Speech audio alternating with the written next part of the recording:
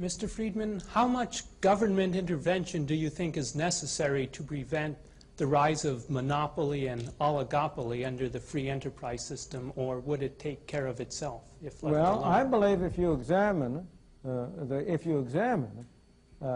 sources of monopoly and oligopoly, you will find that almost all those sources are government intervention. I think the situation is almost precisely the reverse. Let me put it in a very simple way. Suppose I were to ask this audience my favorite question along these lines. You have one law you can pass. Its only purpose is to reduce the extent of monopoly. That's its only purpose. You have one law. What law would be most effective in achieving that end? What law would you pass? I don't mean any gimmicks. You know, it's not going to be something in which you can have a law with 4,000 different parts. I'm not asking a very complicated question. What would you do? Limit the size of the market that they could. Well, that's one proposal, the limited proposal. But you will agree with me, I'm sure, immediately that mine is a much better one.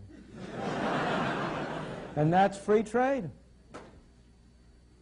Eliminate all tariffs and all restrictions on foreign trade, and you enable the world to come in as competition to prevent domestic monopoly. Wouldn't that do a great deal more good in preventing monopoly than would a limit on the size of enterprises, with much less restriction in human freedom?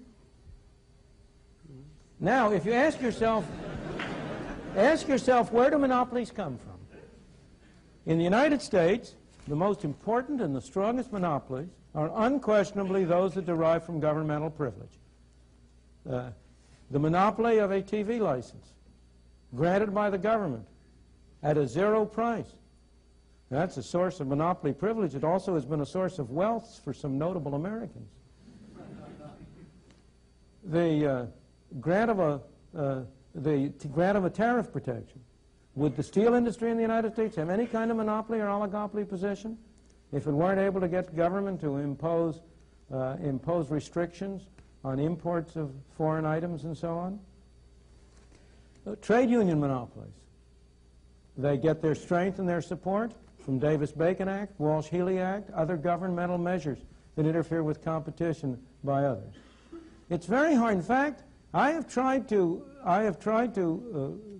consider, and George Stigler is a greater authority on this than I, so maybe we ought to get him in to add to this, what private monopolies there are that have been able to maintain themselves over any long period of time without government assistance.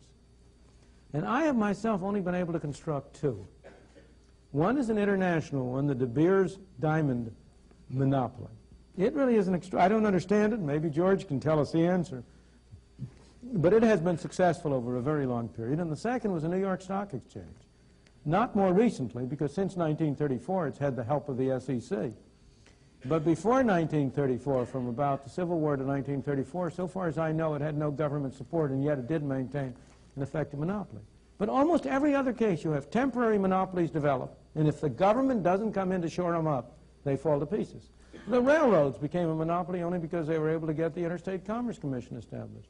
Trucking is a monopoly because the ICC keeps out competitors. And you can go down the line and find that one hypothetical monopoly case after another derives from governmental assistance and support. So I think the answer to your question, and you and I have the same objective here, is less government intervention, not more.